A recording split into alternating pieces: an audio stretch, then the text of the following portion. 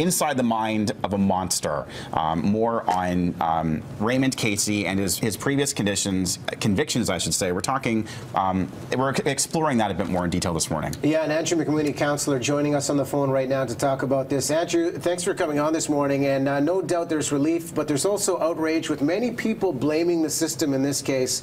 When we talk about dealing with high-risk offenders, what is the best way to start to change the way we've seen things happen? Well, let's acknowledge the fact that people, certainly all of us, have a right to be deeply disturbed and angry about what's happened. In terms of the system,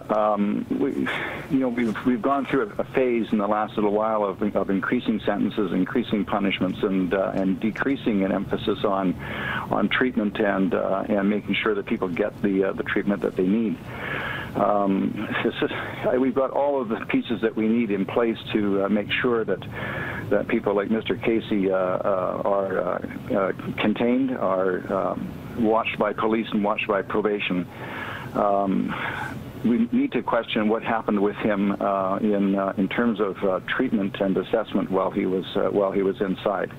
When you look at what happened in his previous conviction in Abbotsford in the 1990s, when he was first in prison, he was interviewed by a psychiatrist, and he's quoted as saying, quote, "I'm comfortable in jail. I'm used to it. I know where I stand in here. If that's what it takes, I shouldn't be out." How do people like this get released back into the community?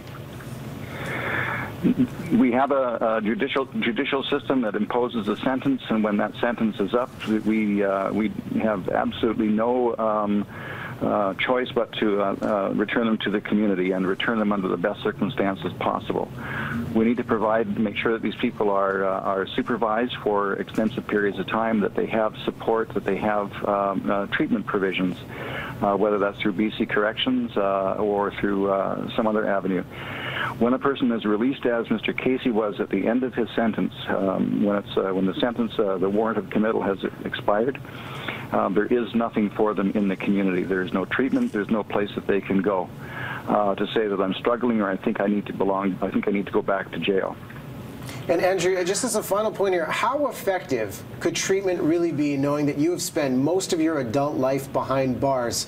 I know there's some calls for legislation to change the effectiveness and quality of treatment and assessments that happen, but when you spend that much time incarcerated, what is realistic when released back into the community? A person spending that long in prison, they should be spending most of that time in some form of treatment, and that treatment needs to be continued when they reach the street. It is effective, can be effective, but at all times a person needs to be monitored in terms of their motivation to complete treatment. I'm pretty certain that if Mr. Caissie is guilty and is convicted, that he probably will not see the light of day again under the terms of the dangerous offender applications that probably weren't as available in 1990 as they certainly are today. Well, Andrew, so the change has already been made in the system since the 1990s, since Mr. Caissie was first sentenced. His sentencing now will look entirely different than it was back in 1990. Andrew, we thank you very much for your insight this morning. Andrew McWhinnie, a counselor, joining us on the line this morning. And again, great insights in the province today. Obviously, our prayers out to the family. This is a tough case, and we're getting comments from you on social media about this, about what potential changes could happen for the court system.